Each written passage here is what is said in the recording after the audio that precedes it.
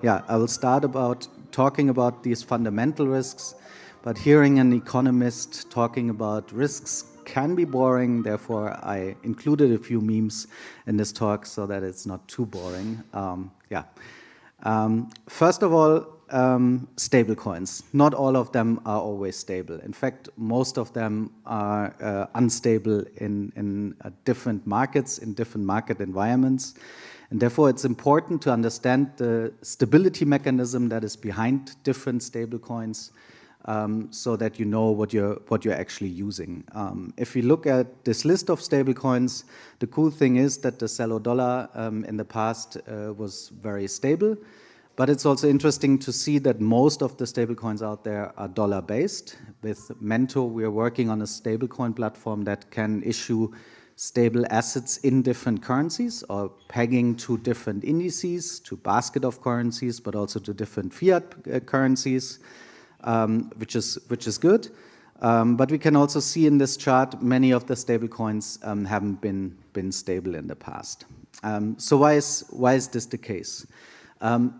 Depending on the mechanism of stablecoin platforms, there are different risks. Some of them are fundamental risks that are true for every stablecoin out there. Some of them depend on the stability mechanism. So especially for fiat-backed stablecoins, they typically have a certain form of counterparty risks. Fiat-backed stablecoins have typically a centralized entity that holds collateral. Centralized entities have a counterparty risk. And although they are called fiat-backed, they're actually backed by credit, because typically this collateral is sitting in a bank somewhere or is invested in a bond. It could be a corporate bond or a government bond. And these bonds or this credit that sits in a bank typically has credit risk. And therefore, it's important to understand if you're using a so-called fiat-backed stablecoin, then this is typically backed by credit. Credit has credit risk. It typically also has a liquidity or bank run risk, because if all of the people want to get back their collateral at the same time, it could be that the entity that holds the collateral can't pay out in the same time. So there is also a bank run risk. The collateral itself obviously also has a price risk. It depends again on what type of stablecoin we are talking about. If they are fiat or credit backed, then it's the price of that credit that typically has a duration. I'll talk a bit more about what duration is in a minute, but also there's a risk to it. If the collateral is crypto or blockchain-based assets, then there's especially a price risk, because these assets are typically volatile, which is then also a risk that the stablecoin has. And then there's obviously some form of supply and demand risk. And I have here different categories of supply and demand risk. The first category is if there's a mismatch between supply and demand for an asset, then the market is typically not in equilibrium, and therefore the price can deviate from one. I'll talk a bit more about supply and demand mismatches in a minute, but there's also some form of liquidity risk. And we've seen this also with the Mento stable assets in the past. If there's no liquidity in certain markets, it's hard to keep an asset stable. We need efficient markets and a lot of liquidity in different markets for stable assets. And then there can be incentive mismatches. We've seen this, for example, also with Anchor. When there are very high incentives that are not sustainable, then people maybe stay as long as the incentives are high, and maybe they go when the incentives are higher somewhere else. If there's a mismatch, this can lead then again to supply being still high, but demand for the stable assets going down. And then there can be the risk of missing interaction. If we are building like in a decentralized world, we want to have a lot of interactions, people actually using the stablecoin for many things. If that doesn't happen, then it's also hard to keep them stable. So in my eyes, these are the fundamental risks. I want to talk a bit more about some of them. One that is extremely important is that supply and demand always match. Okay, now doesn't show the slide. One second.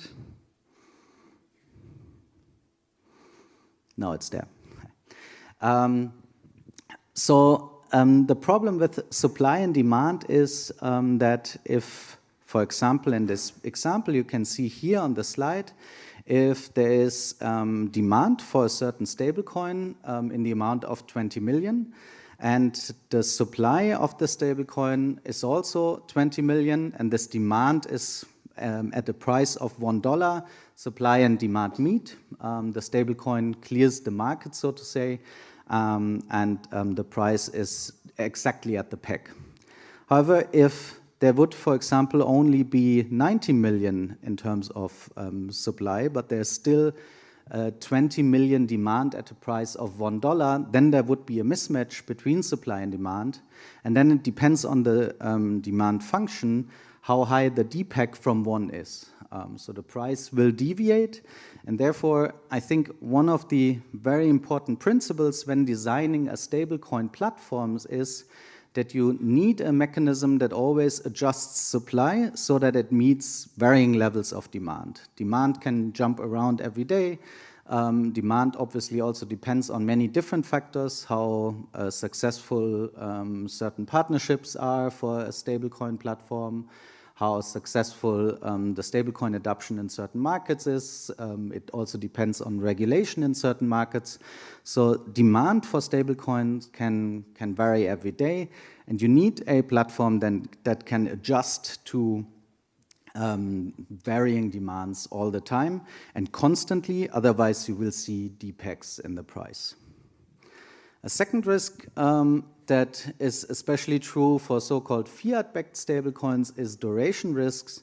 And I think when talking about stablecoin risks, we don't talk a lot about duration.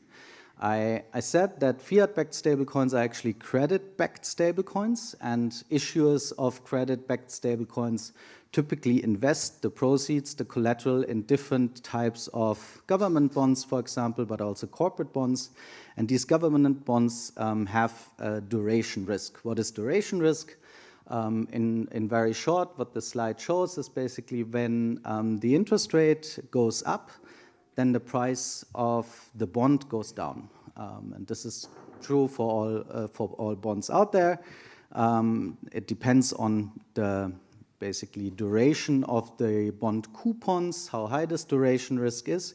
But what we can see now in this area of rising interest rates, if stablecoin platforms invest collateral in government bonds, for example, and interest rate increases, then the interest rate increases, then the bond price goes down. Now you might say, okay, but that's not a problem. If they hold the bond until maturity, then it doesn't matter. You get basically price at par if the coupon issuer doesn't default anyway.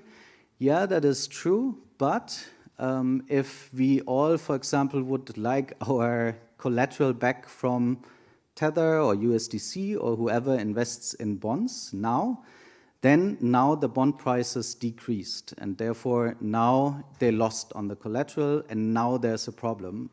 So there's now not enough collateral for these stablecoins. This is a real risk. I think this is also known. It's not very much discussed in the stablecoin world, but something we have to look at more. And I think also something that is important for stablecoin users, that they know if I'm using a certain fiat or credit-backed stablecoin, then I should know what the duration risk of the collateral is. So based on these different risks I mentioned, what are the minimum requirements for stablecoins? So one of the minimum requirements, the first one that is also very important in the way how we designed Mento, is that supply should always match demand. And as demand can jump around every day, you need a mechanism then that can adjust very quickly and that can adjust the supply outstanding very quickly as well. The second requirement is that the collateral, from my perspective, should always be transparent. If I use a fiat or credit-backed stablecoin today, I don't know what the duration risk is. Therefore, for me, it's not transparent. Therefore, I don't use it. People can make that choice differently, but at some point, maybe the regulator will do that for you and basically tell fiat-backed stablecoin platforms that they have to be more transparent about their collateral. Also, stables should for now always be over-collateralized. I know that there has been a lot of research on fractional reserves in stablecoin world. In theory, this works, but in practice, in highly volatile crypto markets, it just doesn't work. There can be bank runs based on extreme volatile markets, and therefore you have to work with over-collateralization. Incentives should also always be sustainable, and I think why we've seen in the past, Terra was a good example why it didn't work. If incentives are not sustainable, then at some point somebody maybe pays higher incentives and your demand will go away. And then in the end, also stablecoins should be not only economically sustainable, but also environmentally sustainable. And this is also something important we are building into the Mento platform because of this very nice feature or this very nice story, whatever backs money, people tend to make more of. If we build a stablecoin platform in a way that more demand for stablecoins also leads to more demand for regenerative assets, we have a very nice system. And this is cool for stablecoins from two perspectives. First of all, nature asset-backed stablecoins have a collateral that is diversified because the price of tokenized carbon credit or tokenized trees is maybe less correlated with Bitcoin prices. But second of all, it's also nice because more demand of these stable assets leads to more demand for these regenerative assets. And therefore, I think it's also a very cool requirement for a stablecoin platform. So we've built Mento in a way that we or that all of these requirements are fulfilled, that we have a mechanism that always adjusts the supply so that it matches demand, that the collateral is always transparent and over-collateralized, and we want to build a system where also the incentives are sustainable. So what are the new features we're building in? And I think there are several colleagues of the Mento team here in Paris and also at the main conference and here at the Celo Salon. You can always approach us and talk about these new features we are building. We are very happy to talk about them. We're currently working on, let's say, 4 core innovations for the new version of Mento. One is collateral providing, so that we have collateral providers that can commit additional collateral to the reserve for sustainable incentives, and so we can keep a certain degree of over-collateralization in the system. We're also working on interaction providing. I think this is extremely interesting as a feature. Interaction providers also are incentivized to commit funds to some automated actions, for example, arbitrage trading. And by doing that, there is more interaction with the stability platform, and this also helps with liquidity of the stability platform.